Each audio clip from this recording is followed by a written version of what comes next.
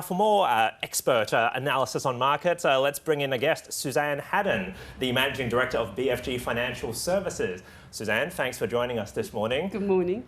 Yeah, so is this a turning point for share markets, you reckon, Suzanne? I mean, will valuations keep falling, or do you reckon in the next few days we'll see a big rebound as people think, let's buy the dip? What we'll see is volatility, and that's an inevitable part of investing. So what people have to be careful of buying in those dips is they can cause pain. And so making sure that if you do participate in the share market, you're doing so for the long term, not the short term, because that becomes an element of gambling for most of us.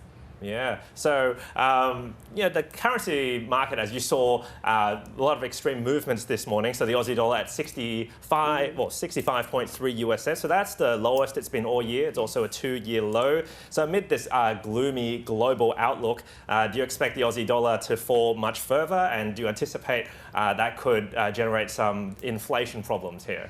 Well, certainly the inflation problems would be exacerbated with a low Australian dollar. Because what happens is it tends to push up petrol prices, and it also means the price of some of our imports become more expensive. And so that's like importing inflation, which would be a great concern for the Reserve Bank and may change their view on what they do over coming months for our interest rate increases. Yeah, that's right. So the Reserve Bank put out some forecasts not too long ago. They reckon inflation in Australia could peak at 7.75% by the end of this year, so around a 30-year high. Do you expect the latest developments with central banks lifting rates even more aggressively, the US dollar at such strong levels, inflation could be even higher than what the Reserve Bank has already anticipated? And that's a big concern, David, because our Reserve Bank from their last meeting thought they'd be able to keep interest rate rises maybe at 0.25% for their upcoming meetings. If they see the pressure from this synchronised increase in interest rates around the world and the effect on our exchange rate pushing it down, they may feel the need to increase at 0.5%, which would be a great concern.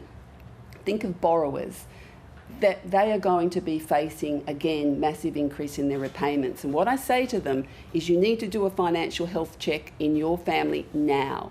And if you can't afford for rates to be at 7 to 8%, then you need to think about fixing your rates now, even though the rate is higher than what you would pay on a variable.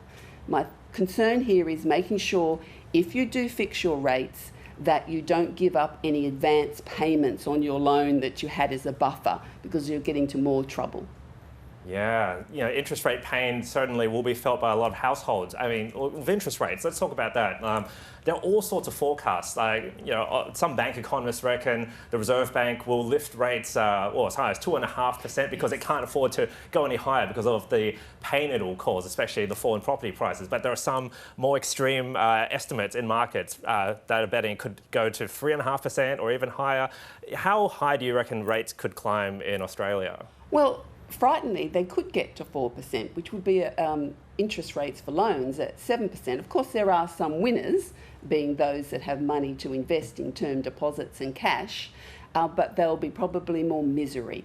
Whenever the Reserve Bank has to deal with high inflation, there's a misery choice. Is the misery going to be higher unemployment, or is the misery going to be higher inflation? At this stage, central banks around the world have decided higher inflation is the greater misery, and that's the one they're going to deal with. Oh, the lesser of two evils. Well, Suzanne Haddan, thank you very much for your insights this morning. Thanks, David.